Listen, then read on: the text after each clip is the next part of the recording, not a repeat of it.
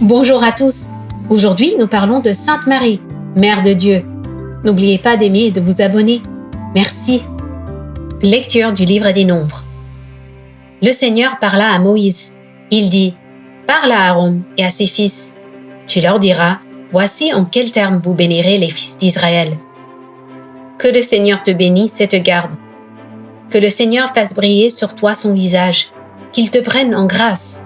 Que le Seigneur tourne vers toi son visage, qu'il t'apporte la paix. Ils invoqueront ainsi mon nom sur les fils d'Israël, et moi je les bénirai.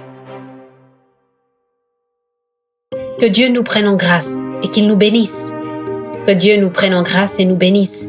Que son visage s'illumine pour nous. Et ton chemin sera connu sur la terre, ton salut parmi toutes les nations. Que Dieu nous prenne en grâce et qu'il nous bénisse. Que les nations chantent leur joie, car tu gouvernes le monde avec justice. Tu gouvernes les peuples avec droiture. Sur la terre, tu conduis les nations. Que Dieu nous prenne en grâce et qu'il nous bénisse.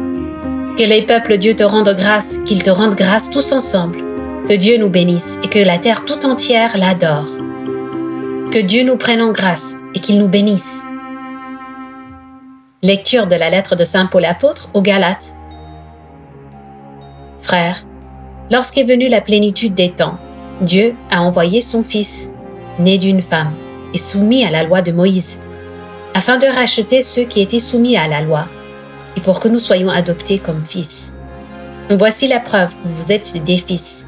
Dieu a envoyé l'Esprit de son Fils dans nos cœurs, et cet Esprit crie « Abba », c'est-à-dire « Père ». Ainsi, tu n'es plus esclave, mais fils. Et puisque tu es fils, tu es aussi héritier. C'est l'œuvre de Dieu. Alléluia, Alléluia. À bien des reprises, Dieu, dans le passé, a parlé à nos pères par les prophètes. À la fin, en ces jours où nous sommes, il nous a parlé par son Fils. Alléluia. Évangile de Jésus-Christ selon saint Luc. En ce temps-là, les bergers se hâtèrent d'aller à Bethléem. Ils découvrirent Marie et Joseph avec le nouveau-né, couchés dans la mangeoire. Après avoir vu, ils racontèrent ce qui leur avait été annoncé au sujet de cet enfant. Et tous ceux qui entendirent s'étonnaient de ce que leur racontaient les bergers. Marie, cependant, retenait tous ces événements et les méditait dans son cœur. Les bergers repartirent. Ils glorifiaient et louaient Dieu pour tout ce qu'ils avaient entendu et vu, selon ce qui leur avait été annoncé.